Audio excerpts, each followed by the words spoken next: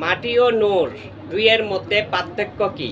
অনেকে মনে করেন মাটি তো মাটি, নূর তো নূরই। আসলে নূর ছাড়া মাটির পয়দা হয়নি, নূরের থেকেই মাটির পয়দা হয়েছে।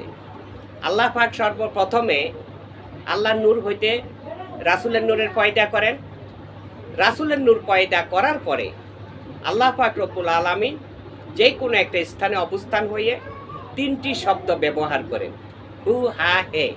এই তিন শব্দের মাধ্যম দিয়ে আগুন, পানি, বাতাস তিনটি জিনিসের রূপান্তরিত হয়।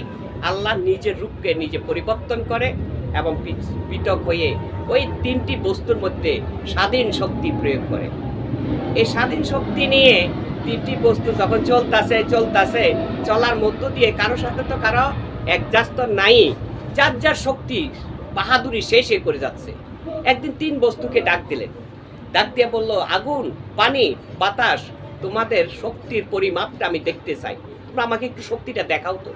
দেখাতে যায় দেখলো আল্লাহ পাক আগুন যেখান দিয়ে যাচ্ছে সেখানে পুড়ে সঙ্গে সঙ্গে ছাই বানা দিচ্ছে, পানি যেখান দিয়ে যাচ্ছে সেখান দিয়ে উঁচা নিচে সমান করে দিচ্ছে, বাতাস যেখান দিয়ে যাচ্ছে সেখানে ভেঙে চুরমাচুর করে দিচ্ছে। বলতেছে, রাখো রাখো, তোমাদের শক্তি দেখেছি, আর দেখার দরকার নাই। তবে তোমরা যার যার স্থানে অবস্থান করো, তোমাদের মধ্য থেকে আরও একটি বস্তু পয়দা হবে আমার কুদরতিতে। ওই বস্তু পয়দা হওয়ার পরেই আমি তোমাদের কাছে একজন প্রতিনিধি প্রেরণ করব। তোমরা তাহাকে ফলো করবে, খেয়াল করবে, তার হুকুম আহকাম মানলে নিশ্চয় আমারটা মানা হবে। একটা সময় আল্লাহর হাবিব সাল্লাল্লাহু আলাইহি ওয়াসাল্লামকে ডাক দিয়ে বললেন, হে আমার হাবিব, আমি পৃথিবী সৃষ্টি করার জন্যে চারটি বস্তু পয়দা করেছি। এই চারটি বস্তুর মধ্যে যে কোনো একটা বস্তুকে আপনি আপন করে নিন। যে বস্তুটা আপনার আপন হবে, বাকি তিনটি বস্তু তার সঙ্গে আমি মিশ্রণ করে রেখে দেব। যেইভাবে আপন করবেন সেইভাবে উদ্দেশ্যটা হলো তাদের কাছে আপনি প্রশ্ন করেন তাদের প্রভু কে, তারা প্রভু স্বীকার করে কিনা। কিন্তু আল্লাহর হাবিব সাল্লাল্লাহু আলাইহি ওয়াসাল্লাম সেখানে অবস্থান করে সর্বপ্রথমে আগুনকে জিজ্ঞাসা করলো সালাম দিয়ে, হে আগুন, আপনি তো আপনার শক্তি খুব দেখালেন, কিন্তু আমি একটা কথা বলবো, এই শক্তির মালিককে? বললো আমি। বললো না। আপনার মালিককে? বললো আমি। বললো না, আপনাদের একজন সৃষ্টিকর্তা আছে, যিনি সৃষ্টিকর্তা তিনি যদি আপনাদেরকে পয়দা না করতো, আমাকে পয়দা না করতো, তবে আপনি এই শক্তির রূপ দেখাইতে পারতেন না। কাজে তাহাকে স্বীকার করুন। যিনি সৃষ্টি করেছেন তিনি আবার ইচ্ছা করলে ধ্বংস করতে পারেন, আপনি ধ্বংস হয়ে যান, সেটা আমি চাই না। কারণ আপনাদেরকে দিয়ে বা আপনাকে দিয়ে পৃথিবীর জন্য খুব সম্মানী একটা কাজে লাগানো হবে, ঠান্ডাকে গরম করা হবে এবং জালের মাধ্যম দিয়ে মানুষের জন্য খাদ্য তৈরি করা হবে, মানুষের মধ্যে আপনাকে দেওয়া হবে, মাকলুকাতের মধ্যে আপনাকে দেওয়া হবে, আপনাকে এত সুন্দর বিষয়ের মধ্যে কাজে লাগানো হবে। তাহলে সেই কাজের থেকে কেন বঞ্চিত হবেন? আপনি স্বীকার করুন আপনার সৃষ্টিকর্তাকে। তখন আল্লাহর হাবিবের কথা শুনে তিনি স্বীকার করলেন, ঈমান আনলেন, কলমাও পড়লেন। সেখানে কিন্তু কলমার প্রয়োগ করা হয়েছে। তারপরেক্ষণে পানির কাছে গেল, পানিও এমন বলল, পানিকে স্বীকার করাইলো। বাতাসের কাছে গেল, বাতাসকে স্বীকার করাইলো। মাটির কাছে আসলো, মাটি বলল, হে আল্লাহর হাবিব, আমার নিজস্ব শক্তি বলতে কিছুই নেই, আমি সকলের নিচে থাকি, অতএব আমি আপনাকে কিভাবে সম্মান প্রদান করব আমার কাছে জানা নেই। আমি আনন্দিত, আমি গর্বিত, আমি ধন্য নিজেকে মনে করি আপনি আমার নিকটে অবস্থান করেছেন। কাজে আমি আপনাকে ভালোবাসি, আমার প্রভুকে স্বীকার করি ও বিশ্বাস করি। মাটিকে পছন্দ করলো, সেই মাটি দিয়েই পয়দা করা হলো আদমকে।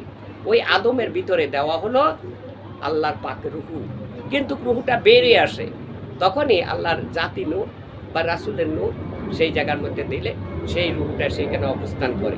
অতএব মানুষের ভিতরে বাইরে আল্লাহর নূর রয়েছে। আল্লাহ সাক্ষী দিয়েছেন, ওয়াসাম্মা ওয়াজহুল্লাহ, আমি সর্ব জায়গায় সর্বস্থানে বিদ্যমান রয়েছি। কাজে এই মানুষগুলার মাধ্যম দিয়ে হলো আল্লাহর পরিচয়, আল্লাহর নবী রাসূলুল্লাহ সাল্লাল্লাহু আলাইহি ওয়াসাল্লামের নূরের পরিচয়। তিন বস্তুর থেকে পয়দা হলো মাটি। এই তিনটা বস্তুর সংঘর্ষণতার মধ্য দিয়ে আসলো মাটি। এই মাটির থেকে উৎপাদিত হলো সোনা, রূপা, হীরা, কাঞ্চন ইত্যাদি ইত্যাদি। এই জন্যে মাটির সম্মান বেশি, মর্যাদাও বেশি। মানুষের তেমনই সম্মান মর্যাদা বেশি। একটা বিষয় যদি আমরা খুব চিন্তা করি তাহলে বিষয়টাকে আমরা খুঁজে পাবো। যখন একটা মানুষের পয়দা হয় তখন সেই মানুষটার কুদরতি সম্পূর্ণ থাকে আল্লাহর কাছে, ইচ্ছা থাকে যার যার কাছে। যখন এই মানুষটা জগতে আসে, একটা মানুষ জগতে আসে, তখন তার প্রতি মহাব্বতটা যেমন থাকে, ঠিক তেমনি ওই তিন বস্তুর মহাব্বতে মাটির প্রতি রয়েছে এবং মাটির সীমানার ভিতরে রয়েছে। তেমনি সীমাবদ্ধিত এই তিনটি বস্তু মানুষের অঙ্গে ও বাহিরও রয়েছে। যদি মানুষের ভিতরে রূহ থাকে, যতক্ষণ থাকে ততক্ষণ পর্যন্ত সে আল্লাহকে ডাকতে পারে, নিজের ইচ্ছায় চলতে পারে, নিজের ইচ্ছার মধ্য দিয়ে আল্লাহ নিজেও রাজি থাকেন। আর যখন এই রুহটা পৃথক হয়ে যায়, এই দেহটা আবার মাটির দেহ মাটির সাথে মিশ্রণ হয়ে যায়। আমাদের এখানে বোঝার বিষয়টা হলো, সবচেয়ে মহাব্বতী অংশটা হলো যার যার সন্তান। ঠিক তেমনি আগুন, পানি, বাতাস, তিন বস্তুর মহাব্বতী হলো মাটি। মাটিটা হলো এর জন্য সবচেয়ে দামি, সম্মানী, ইজ্জতি।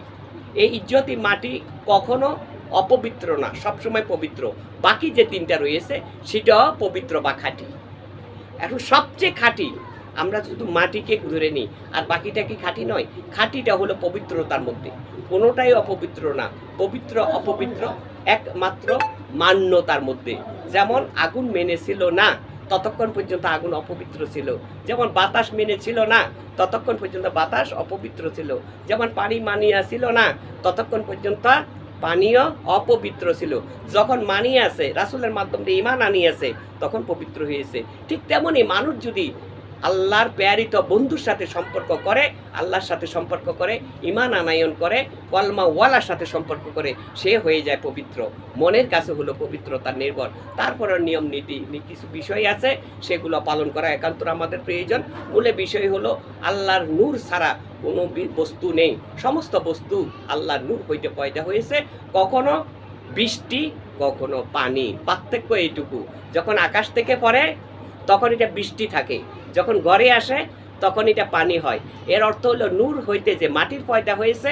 আমরা মাটি চিনি, মাটিটাকে কোত্থেকে আসছে সেটা কিন্তু ভাবি না। ভাবলে ভাবো এখানেও নূরের অংশ রয়েছে। এই জন্য আল্লাহ নবী রাসূলুল্লাহ সাল্লাল্লাহু আলাইহি ওয়াসাল্লামকে নূরে ওয়ালা নূর বলা হয়েছে, নূরে মাওলা বলা হয়েছে।